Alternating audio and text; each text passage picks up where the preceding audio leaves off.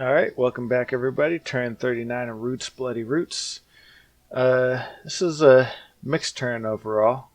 Let's start with the good news. So we got an assassination that didn't go so well, and then another assassination. So here we had our commander with a dancer that joined him as a bodyguard. And we can speed this up a bit. But the dancer has the armor and the bow versus the vine man that doesn't really have much besides blunt resistance and pierce resistance.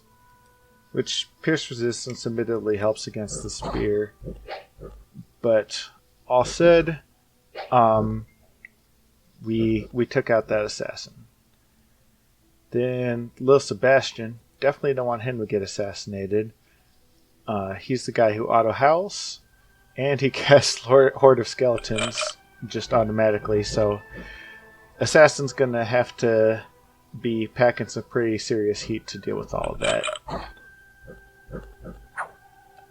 And I like seeing battles like that, not only because, hey, my valuable dude lived, but also because that's a nice discouragement from Abyssea continuing these assassination attempts. Like, they have to spend a fort turn recruiting the assassins, spend a movement to get them into position, try to figure out where I'm going to be, only to... and gear them up, because the assassins... Like, I don't think that guy had any gear. Let's go ahead and let's see what he had. Yeah, because he's also putting 4 nature gems a pop into these handfuls of acorns, only to get his assassin killed again. So that's definitely got to be at least somewhat demoralizing. Here's another assassination. We had a Sun Priest with 1 bodyguard. The bodyguard gets blessed, runs out in front, distracts pretty much everybody, which allows the Sun Priest to cast fireballs. And if we speed this up some time, the Sun Priest is remarkably inaccurate, but that doesn't really matter because the Sacred takes care of everything. Alright, and then we had this battle in Iron Range. So this is our first Eagle raiding. This Eagle has actually fairly expensive gear because it's got this lifelong protection that shits out imps. On the Abyssian side, they just got PD. It's going through its buff cycle. The imps are keeping random fools distracted. Let's go ahead and zoom out some.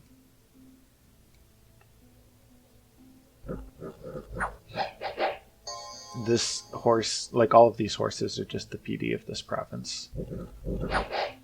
But eventually, the Eagle flies up and attacks the commander for these guys, and now everybody is routing except for, I think that there's 1 cavalry commander.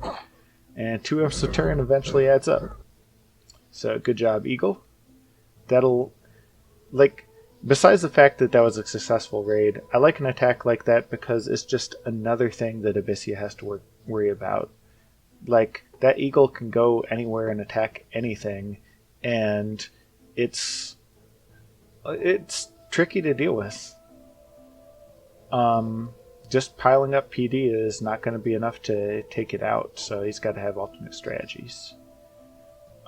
Here, a battle in Roka. So this was a province that I had recently raided, and Abyssea is coming to take it back. Obviously, they're going to win this battle, but we can look at their counter-raiding tactics. So they have a bunch of these spine devils that they summoned. Yeah, they're all summons. They have poison barbs, which means that if I attack them with short weapons, I get poisoned, although many of my dudes will have poison resist. Perfect dark vision, demons, in case that ends up mattering. And then back here is just a Mound King that's controlling these guys, so I guess that's another summon.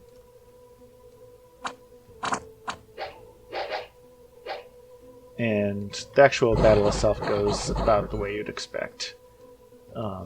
Turns out that Wolf Tribe or whatever is not good enough to stand up to those guys. Peacehaven. So this was another Abyssia reclaiming a raided province. Here I've got nothing. Let's see what their force was. They sent in Nathmid Salamander with a couple of gems and some random footmen. Did he make any elementals or anything? Nah. He's just blessing himself, I guess? Yeah, these guys aren't sacred, so he just blesses himself. We've seen the script before. I'm going to end the battle now because you know how it's going to end. And then, so that's their reclamation attacks. Then the Cloudbreakers. So this is my first thug not running into their whole army. Let's see how this goes. This is just PD. So, once again, zooming out a bit. Ironskin, regen, tap of flesh. Dudes are shooting at him, and he does not give a fuck. Enlarge. And now he put himself to sleep. But he's got 30 hit points with regen. So maybe I should actually take Enlarge off the script, because that puts him to sleep, and he still regens 3 hit points regardless of whether he's enlarged or not. So I'm going to go ahead and drop that. 26 protection. He's not wearing a helmet, although he's still got 20 from the iron skin. He's got resistance to all types of weapons, 10 fire resistance. He made himself weak to shock, but that doesn't matter too much. And when he wakes up, he meditates, and that gives him, so now he's plus on shock and super fire resistant. So I'm going to go ahead and drop Enlarge from the script. As for the actual combat, I put this on turbo. You can see where it's going to go. He just slaps fools down. And then finally a battle in the Two Woods. So this was me attacking their fort with my big ass army. So in my corner we've got double line of sacreds, my communion. I'm going to slow this down a bit actually. And on his line he's got a single line of sacreds, some clockwork horrors, some spooky ghosts, some devils. These guys fly, which will become important in a minute.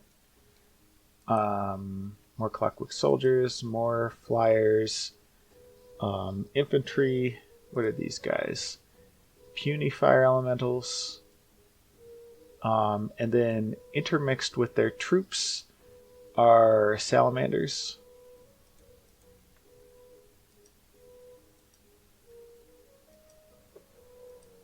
Alright. And then these mechanical men, which they have a lot of protection and not much else, but that's a good stat to have if you're going to have a lot of something. Alright. So, doing some communioning, earth power, and everybody's in the communion. Divine blessing. Everybody's blessed on both sides. Currently, there's some random skeletons and deer and wolves and shit moving out there. Now, there's a bit of frustration there. I guess one of my guys, he was scripted to cast Divine Blessing, but they were already blessed, so he went off script and cast Skill of Heroes. Don't know why he did that. Anyway, now we have the rain going on. So that'll fuck with all the fire magic. And now, preparing to cast Flaming Meteor. Let's see what happens with the meteors. Drop some meteors in the back line. And they're doing some good damage. Some bone melters. However, as you can see, the imps flew in and caused some trouble. So I don't think that any of my mages are dead yet. They would be under S for Sun Priest or Y for Yaya. One of my eagles went and got himself killed. Yeah, so this Sun Priest, how did he die? A devil ran up and stabbed him in the face with the trident. Alright. But, nonetheless, here's what we can see. We got the next round of meteors coming. Notice where they're falling. Not in the middle of the Abyssian army. They saw that the devils were close, and they decided to drop them on the devils rather than the scary fucking sacreds.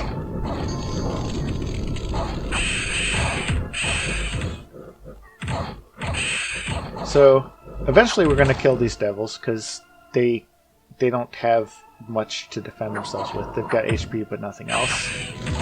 But because of the distraction caused by those devils, the meteors that I had planned to fuck up Abyssea with, and some of the bone melters, do not reach their intended targets.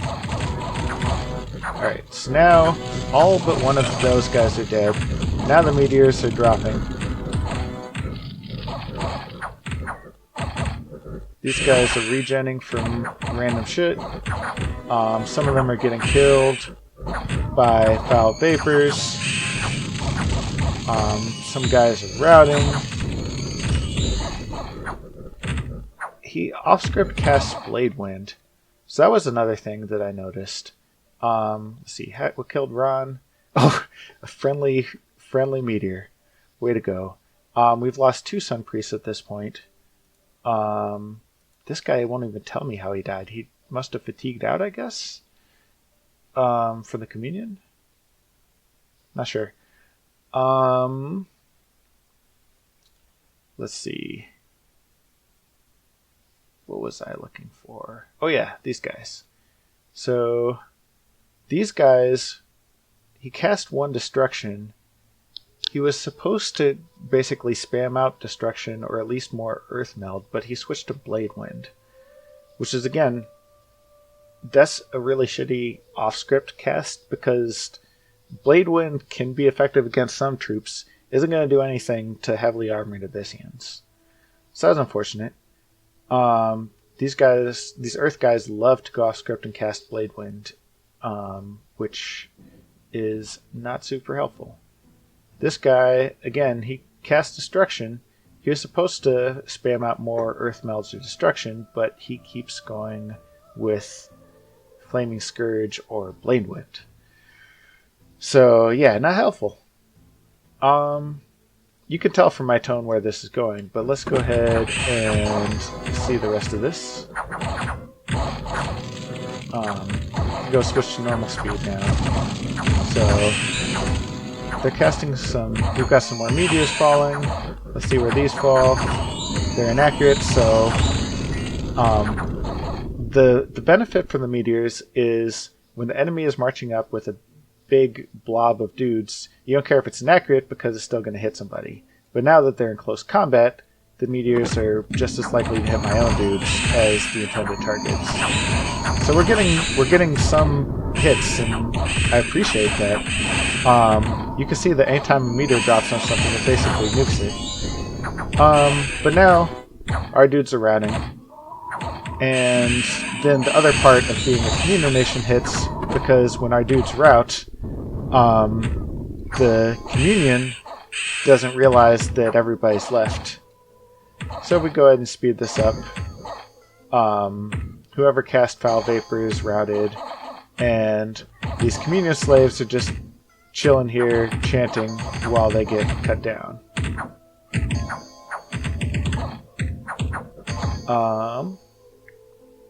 So, overall, the outcome was painful for both sides, but I would say more painful for me. I lost 14 mages and a Yaya, as well as 100 sacreds.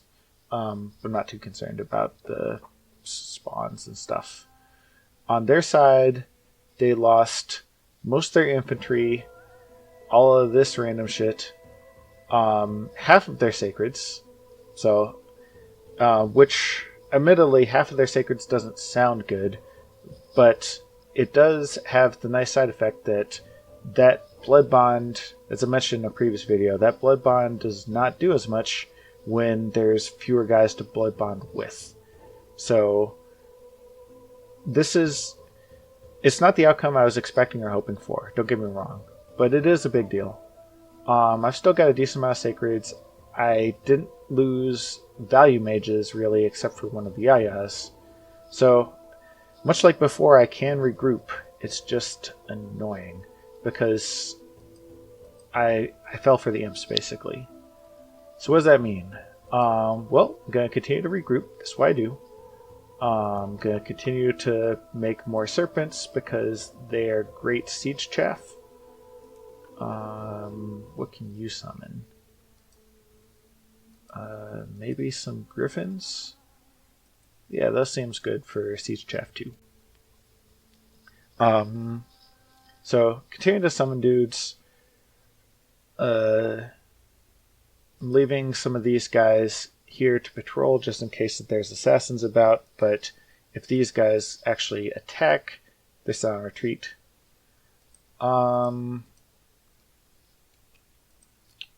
And for the next battle, I'm going to keep some decoy guys in the back. Basically, I don't want dudes casting Blade Wind off script again. Like, that's the last thing I need. Oh yeah, let's see what that retreat looked like.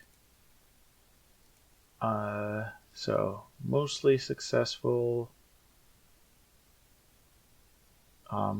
Lost Katsuna Priest.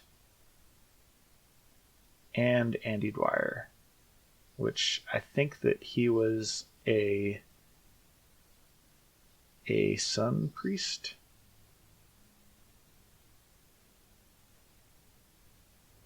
So I thought that I had 2 Katsuna priests, and I only saw one that was lost there. So I'm not quite sure what happened. That will be survivable though. So continue to replenish my communion slaves. The meteors were working, and that's something that Abyssia is just going to have to watch out for.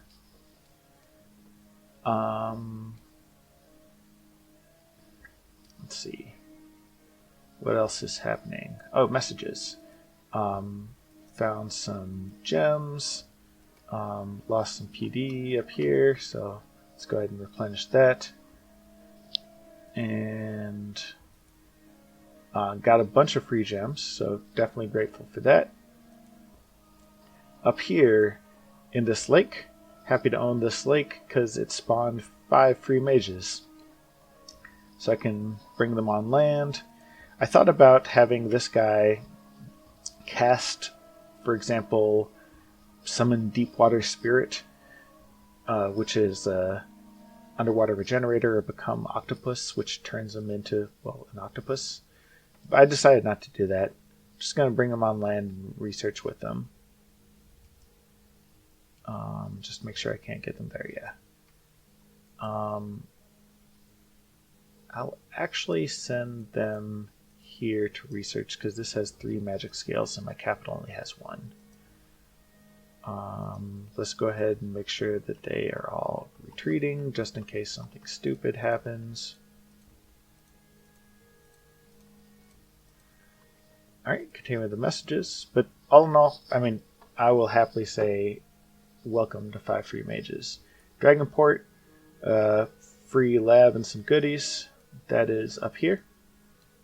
So, sweet.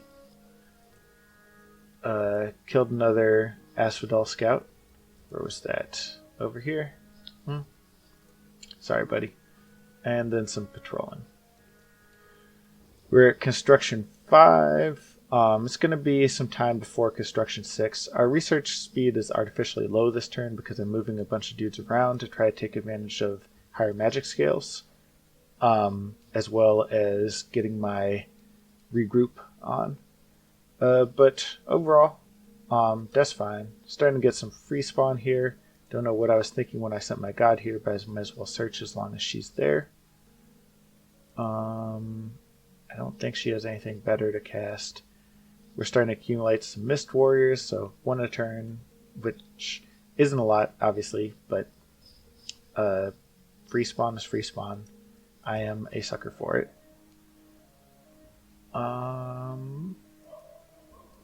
Yeah. The Yayas are going to be researching just because they do a lot of research. Magic items. Someone with air magic should hang on to this helmet.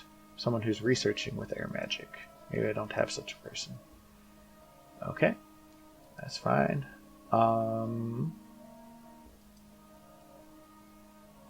Someone should hang on to the staff. Do I really not have someone good to give the staff to?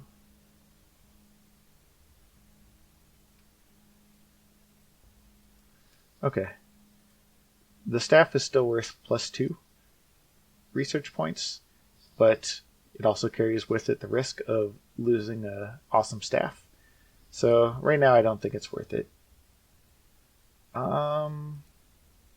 Let's go ahead and sure, this will be fun. He's got nothing else better to carry around. So we'll bring in this Pocket Knight. Alright, let's see what else is happening. Scouting wise, over out east, didn't observe any battles, just some random jockeying. No scouts down here in Tianqi, so I do need to fix that. Same with down here in Eriu and Satis. It's just, right now, I don't have a fort that can make scouts. Well, I don't have a fort whose best job would be to make scouts. Like, I'm really trying to replenish my priests after I keep getting them killed in these communions. And I can maybe take a break from something to build scouts, but yeah, just not right now. I do have these palisades on the way. Once that happens, I probably will refrain from actually upgrading this fort for a bit and just have it pump out a bunch of scouts because I need the scouts. It's an easy thing to neglect and regret. Yeah, I guess you can hang around over here, see what's happening. These guys are having a standoff. It's a lot of imps. Glad I only had to deal with the imps that I had. I still don't know where Abyssia is actually doing their blood hunting. Maybe it's happening within one of their forts? This force is predominantly lava warriors. That's why it's listed first. So, I don't quite know what's going on there.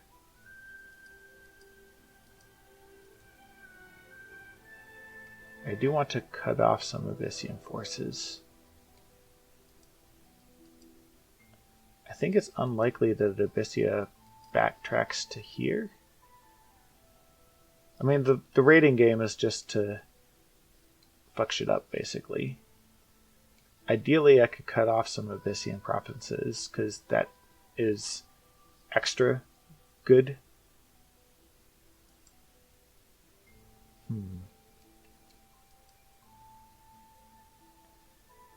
Theoretically, Eriu is in this battle too, so I don't want to accidentally bump into Eriu with my eagle. I also don't know what force Abyssia is going to send to this province. I've got a new thug on the in action. He's actually going to move here to try to cut these guys off because I'm anticipating that that's where they're going. Presently, it looks relatively undefended. It's got a decent amount of income. It's a logical raiding choice. Yeah, so continuing to regroup, and we'll alter the script, and we'll keep coming again. I still haven't actually gotten many mage kills, but I think that these skirmishes are still profitable for me because I make more sacreds, and I've proven that the flaming meteors work. And the big thing that I'm worried about is Abyssia's research, because they are not losing mages and I am, which means that I'm losing research and they're not. So I don't know quite what's going to happen from that, but that is my biggest worry. In any case, a big exciting battle. There will be more to come for sure. I'll see you next turn.